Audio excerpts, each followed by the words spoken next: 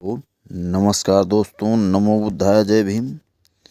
दोस्तों, आज हम बात करेंगे कि भारत में सबसे पुराना मानव जीवाश्म कहाँ मिला, या हम ये कह सकते हैं कि महामानव तथागत सम्यक संबुद्ध से पूर्व भारत का इतिहास, या फिर ऐसे कहें कि भारतीय इतिहास में पुराना मानव जीवाश्म कौन था, या फिर भारत के सभी धर्मों का अतीत से क्या संबंध है, या फिर भारत के इतिहास का आरंभ कब से हुआ।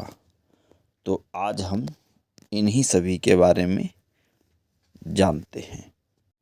आज हम इन सभी घटनाक्रमों को ऐतिहासिक दृष्टिकोण से जानने या समझने का प्रयास करेंगे कि किस प्रकार हमारा भारतीय महाद्वीप संपूर्ण विश्व जगत में एक विशेष महत्व रखता है। तो अब हम यहाँ ये सबसे पहले इतिहास शब्द का अर्थ समझने का प्रयास करते हैं। इसका सरलतम अर्थ क्या है? मानव जीवन से संबंधित अतीत में घटित होने वाली वास्तविक घटनाक्रमों का गहनतापूर्वक अध्ययन ही इतिहास कहलाता है। संस्कृत भाषा के संदर्भ में इतिहास का अर्थ इति का मतलब होता है ऐसा ही, हा का मतलब होता है निश्चित रूप से, और आस का मतलब होता है था। ऐसी ही निश्चित रूप से था, या ऐसा ही निश्चित रूप से था, या फिर हम इसे इस प्रकार से भी कह सकते हैं कि मानव के अतीत के जीवन काल में वास्तविक रूप से जो घटनाएं घटित हुई वही सब इतिहास है। तो आगे अब हम ये जानने का प्रयास करते हैं कि हम सभी भारतीय मनुष्यों का इतिहास कब से शुरू हुआ। इसके लिए हमें अतीत की शुरुआत में जाना पड़ेगा। तो सबसे पहले हम जानते हैं कि हमारी ये जो पृथ्वी है उसकी उम्र भूवैज्ञानिकों ने 4 अरब 54 करोड़ वर्ष निर्धारित की है। मतलब हमारी पृथ्वी को अपने अस्तित्व में आए हुए लगभग 4.5 अरब वर्ष हो गए हैं, और लगभग 3 अरब 90 करोड़ वर्ष पूर्व महासागर अपने अस्तित्व में आए। इसके बाद में 3 अरब 80 करोड़ वर्ष पूर्व सिंगल कोशिकीय या एक कोशिकीय जीवों का, बैक्टीरिया जैसे जीवों का निर्माण हुआ या उत्पत्ति हुई। वैज्ञानिकों का ऐसा मानना है कि लगभग 1 अरब 56 करोड़ वर्ष पूर्व बहुकोशिकीय जीव अपने अस्तित्व में आए, और लगभग 36 करोड़ वर्ष पूर्व इन महासागरों में से जीव इस सूखी धरती पर बाहर आए। और वैज्ञानिकों का ऐसा भी मानना है कि लगभग 22 करोड़ वर्ष पहले से लेकर के 6 करोड़ 50 लाख वर्ष पूर्व तक डायनासोर अपने अस्तित्व में आए। इसी संदर्भ में ऐसा कहा जाता है या माना जाता है कि लगभग 30 करोड़ साल पूर्व स्तनधारी जीव पृथ्वी पर आए, अस्तित्व में आए और वैज्ञानिकों का ऐसा मानना है कि इन्हीं स्तनधारी जीवों से लगभग 8.5 से 5.5 करोड़ वर्ष पूर्व कपियों का उदय हुआ, जो बंदरों जैसे दिखते थे। इसी श्रृंखला में आगे चलकर आधुनिक मानव का विकास हुआ। इन्हीं बंदरों जैसे दिखने वाले कपि और आधुनिक मानव की श्रृंखला के मध्य से हमारे इतिहास की शुरुआत होती है। और यदि हम इस इतिहास की वास्तविक गणना करना चाहते हैं कि यह इतिहास वास्तविकता में कब से शुरू हुआ, तो इसके लिए फिर हमें कुछ विशेष प्रकार की प्रजातियों को जानना भी बहुत जरूरी होगा। बंदर जैसे दिखने वाले जीवों की श्रृंखला में आगे चल कर के होमो हैबिलियस, होमो इरेक्टस, होमो निएंडरथल और होमो सेपियंस की मानव से जुड़ी हुई प्रमुख प्रजातियों का विकास होता है। अभी तक भारतीय महाद्वीप में मिले शिवापिथेकस के कपियों को सबसे महत्वपूर्ण माना जा सकता है। सन 1932 ईस्वी में शिवालिक की पहाड़ियों में एक जबड़ा मिला था, जिसे रामापिथिकस का नाम दिया गया, और सन 2011 में गुजरात के कच्छ से 10.8 करोड़ वर्ष से अधिक पुराना शिवापिथिकस का जबड़ा मिला। और यही शिवापिथिकस हमारे पूर्वजों में से एक थे, ऐसा भू वैज्ञानिकों का मानना है।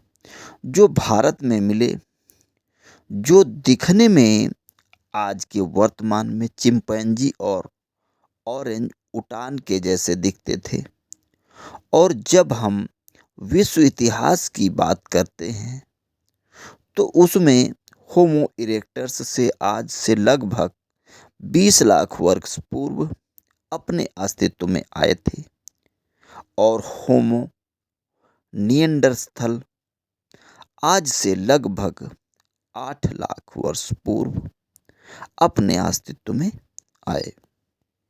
यह इनका विकास हुआ और लगभग 3,25,000 वर्ष पूर्व में अलग हो गए। और फिर इसके बाद में होमोसेपियंस, या फिर हम कहें कि आधुनिक मानव 3 लाख से 2 लाख वर्ष पूर्व अफ्रीका में अपने अस्तित्व या वजूद में आए। ऐसा भूवैज्ञानिकों का मानना है कि होमो इरेक्टस पहले ऐसे मानव थे जो संपूर्ण विश्व जगत में फैल गए, जो कि आज के आधुनिक मानव से मिलते जुलते थे। होमो इरेक्टस ही वो मानव हैं जिन्होंने सबसे पहले आग को जलाना सीखा। यहाँ पर बताया गया है ये समय काल बहुत ही महत्वपूर्ण है, क्योंकि इन्हीं विकसित होती हुई प्रक्रिया की श्रृंखलाओं में से हमारे इतिहास का जन्म या हमारे इतिहास की शुरुआत होती है। इसके बाद में होमोसेपियंस आज के आधुनिक मानव आज से लगभग 65,000 से 70,000 वर्ष पूर्व अफ्रीका से भारतीय महाद्वीप में आए। तो इस प्रकार से इतिहास की शुरुआत पूरे विश्व में पाषाण काल से ही मानी जाती है। इस इतिहास काल में समय अलग अलग बताया गया है। ये वही कालखंड या समय था जब मानव ने पत्थरों का उपयोग करना प्रारंभ कर दिया था और भारत में निएंडरथल मानवों का कोई पुख्ता प्रमाण अभी तक नहीं प्राप्त हुआ है। भारत में इतिहास की शुरुआत होमो इरेक्टस मानवों के द्वारा होती है। इसी के संदर्भ में हम जावा मानव और पेकिंग मानव के बारे में तो सुना है, परंतु हमें नहीं लगता कि नर्मदा मानव के बारे में कोई जानता होगा। हमारे प्राचीन भारत के इतिहास के बारे में कई स्थानों से पुरापाषाणकालीन पुरातात्विक स्थलों की खोज की जा चुकी है, परंतु सबसे बड़ी विडंबना यह थी कि उन स्थलों से कोई किसी भी प्रकार का मानव कंकाल का ना मिलना। यह हमेशा से एक संदेह बना रहा, परंतु 5 दिसंबर 1982 में प्रसिद्ध भारतीय भूवैज्ञानिक डॉक्टर अरुण सोनकिया के नेतृत्व में मध्य प्रदेश के नर्मदा नदी के किनारे सिहोरा जिला के हथनौरा में एक मानव कंकाल या मानव की खोपड़ी मिली। इसका एक टुकड़ा मिला है जिसकी कार्बन डेटिंग करने पर यह पता चला कि यह 5 लाख से 6 लाख पुराना 6 लाख वर्ष पुराना हो सकता है। अभी तक इस समय काल का मिला जीवाश्म ये पहला था जिसे नर्मदा मानव कहा गया। यह नर्मदा मानव एक महिला की खोपड़ी का टुकड़ा था जो कि होमो इरेक्टस मानव से संबंधित है। इस नर्मदा मानव जीवाश्म ने भारत के इतिहास को पूरे विश्व के इतिहास पटल पर लाकर खड़ा कर दिया और यहीं से यहाँ के मनुष्यों के अध्ययन का समय शुरू होता है या समय या अध्ययन का काल शुरू होता है। कालांतर में इसी क्षेत्र से और भी कई मानव जीवाश्म के टुकड़ों को पाया गया है। इससे यह प्रमाणित होता है कि नर्मदा का यह क्षेत्र पुरापाषाण कालीन है और यहाँ पर पुरापाषाण काल में मानव निवास किया करते थे।